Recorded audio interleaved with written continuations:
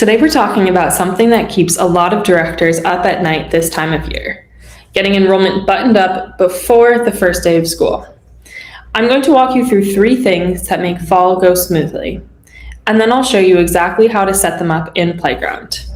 By the end of this webinar, you'll have a clear picture of what your enrollment system should look like before back to school hits. We're going to follow a center called Happy Hands Preschool today. They've got spots still open, a waitlist that's growing, and staff running around chasing paperwork. It might sound familiar. Billing isn't set up yet, and the director honestly doesn't know which families are ready and which ones aren't. The goal is to get opening day with families already set up, paperwork already done, and billing ready to run. So the first week is about the kids and not about admin tasks. Tip 1, build your enrollment flow before families apply. The single biggest thing you can do to reduce back to school chaos is collect the right information up front. Health information, emergency contacts, allergies, scheduling preferences, which tuition plan they want, and how they're going to pay. Every piece of information you don't collect now, your staff is going to have to chase down later. So let me show you what this actually looks like in Playground.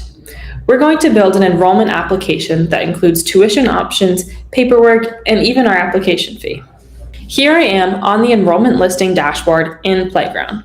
We're going to continue working on this Happy Hands program that I currently have in draft.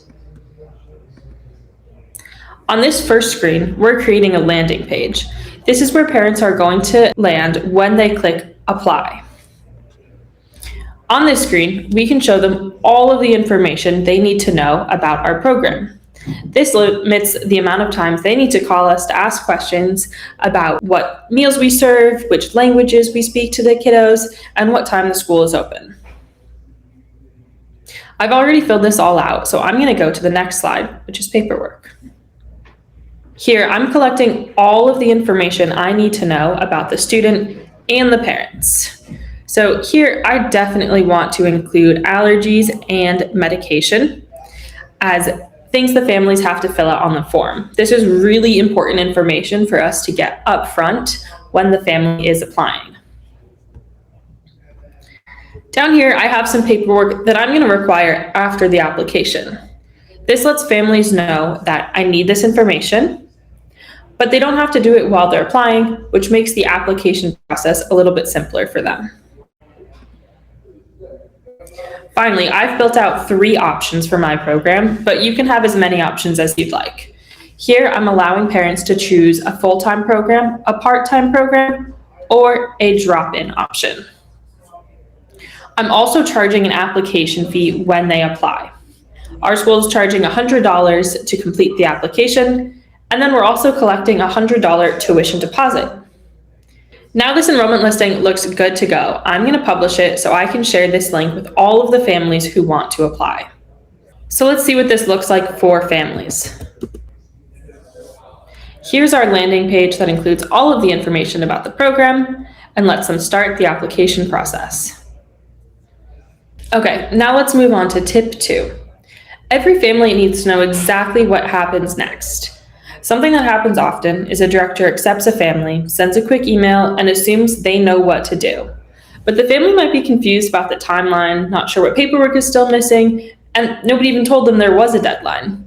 Your admissions emails need to confirm the decision, state a start date, list what's still outstanding, and give a deadline to complete it. Here's what a good admitted family email looks like.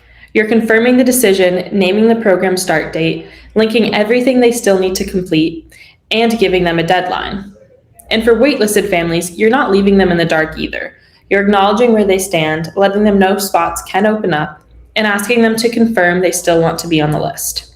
Playground has these built in with AI writing and personalization tokens, so you're not writing each of these emails from scratch. Let me show you how admissions actually works in Playground. Moving students between waitlisted and accepted, seeing your capacity in real time, and sending those communications automatically. We're going to take a look at our CRM for a moment. I noticed that I received a new application for a student, Penny Moore. Now I'm on this lead's profile and I can see that the guardian filled out their enrollment application.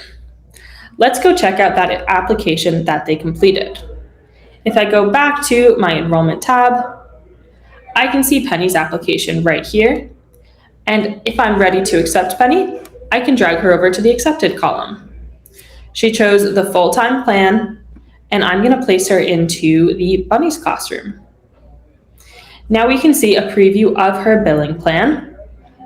She's full-time, so it's going to be $450 a month, and the first charge is going to happen on June 1st. This looks good, so I'm going to save that. We also have that tuition deposit that is going to charge immediately. And now that I've reviewed everything, I'm going to go ahead and accept Penny. Now that Penny's accepted, we need to communicate with her family everything that's required for the application process. So let's go back to Penny's profile. And I'm going to move her over to accepted. Now that she's accepted, she was enrolled in a workflow that we have set up to send an email as soon as a student is accepted. So here we sent that personalized email that we discussed earlier that tells them everything they need to know. Okay, tip 3. Don't wait until the week before school to chase missing paperwork like health forms, incomplete emergency contacts, or overdue immunization records. The fix is simple. Review and complete paperwork weekly, starting now before the fall rush. Playground lets you manage all of this digitally, so families complete everything in one place, and you can remind all 30 families with one click instead of hunting them down one by one. Let's take a look at what this looks like in Playground.